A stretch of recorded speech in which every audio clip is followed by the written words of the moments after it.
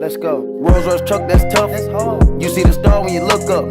Bad bitch, and she got put up. Huncho in the back, cooking up. That's tough. That's tough. What's good, YouTube? It's your boy King Monster in the building. Crown the Kings. Crown the Kings, you know what I mean? Check this out, right? So what we're gonna do today is we're gonna enter the console war. We gonna determine ourselves with this YouTube video we're about to watch what we gonna get, PlayStation 5 or the Xbox Series X. Know what I mean?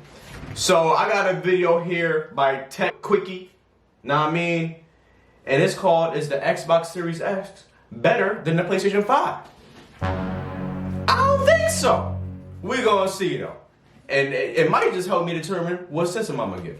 I got my pen, I got my paper, and we're gonna take some notes. Now, I mean, that way we're informed. Let's get to it, man. Let's go. There's a new console war brewing.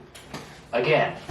But it's going to be quite different from the ones we've seen in the past. The Xbox Series X and PlayStation 5 will be going head-to-head during the 2020 holiday season. Yeah. Unlike past consoles, can't wait. PC gamers have sneered at the lack of power under the hood. These two newcomers are packing some serious chops. Both consoles will have graphical power on par with a high-end gaming PC. Yeah. I know y'all PC niggas shaking in y'all boots this year.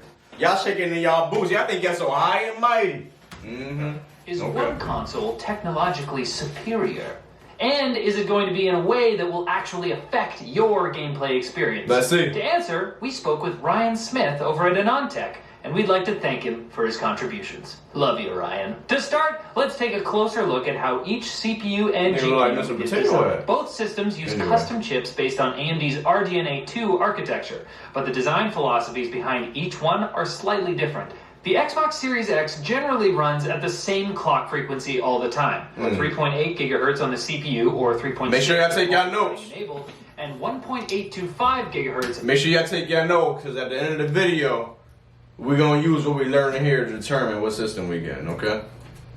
The GPU. Unless you're running your system in some sort of insanely hot environment, gonna have to skip the LAN party at the volcano, I guess, you shouldn't see any throttling. And the Xbox Series X also has more memory bandwidth and more CPU clock speed headroom than it has more memory bandwidth and CPU clock speed. The Xbox is superior, right? Well, maybe not. The PlayStation 5 has a higher base clock on its GPU at 2.23 gigahertz, but unlike the Xbox, it's designed to throttle if it's getting hit hard. However, keep in mind that with GPU throttling, you don't have to lower the clock by much to keep the chip within its thermal design limits. So you can expect the PS5 to be running at a higher clock most of the time. So, here's what this might end up for you, the gamer. Those higher clocks on the PlayStation 5 will favor high polygon counts. Think about highly detailed character models, for example. However, the Xbox Series X... And you know what, that's good, because the more polygons, the better the graphics are, right, guys? See, I know what I'm talking about. I'm listening to them. I'm taking my notes. Performance and consistency might enable slightly nicer visual effects, which are driven more by the shader, the part of the GPU largely responsible for applying effects to pixels and vertices. A good example of this is the shimmering effect you see in games that try to replicate real-world heat distortion you'd see on a hot day. It looks like this, just like this. Ultimately, which game will look better on which console will depend on what the developer is trying to emphasize visually. But let's change gears here for a bit and talk about storage, which is radically different on both of these new machines than on past generations consoles. Gone are the days of consoles shipping with slow mechanical hard drives. Not only do both the Xbox Series X and the PS5 come with solid-state drives, they use NVMe SSDs for huge amounts of storage bandwidth. NVMe SSDs, write that down.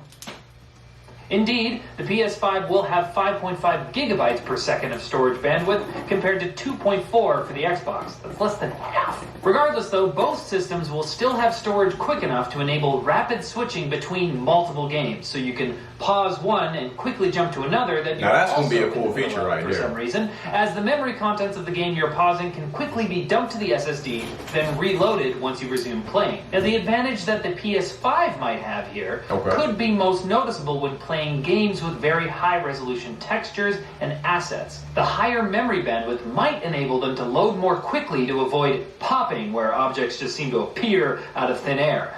Happens to me all the time.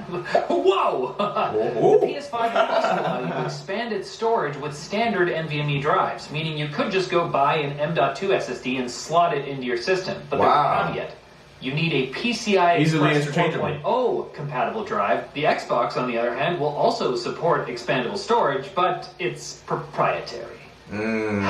However, you'll get the added convenience of being able to slot in the additional storage from the outside of the console, and you'll probably be able to get your hands on these mini drives much more quickly. Wow. So the answer as to what console should you get isn't cut and dry at this point, as it never is. And of course, there's a lot more to talk about. Listen, y'all. I believe we got a lot of information that we need right here. I took my notes. Y'all want to see my notes? I took my notes.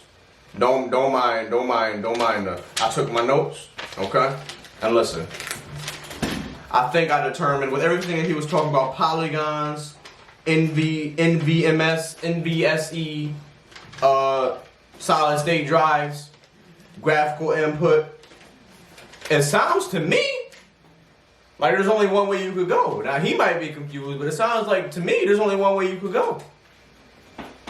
PlayStation 5.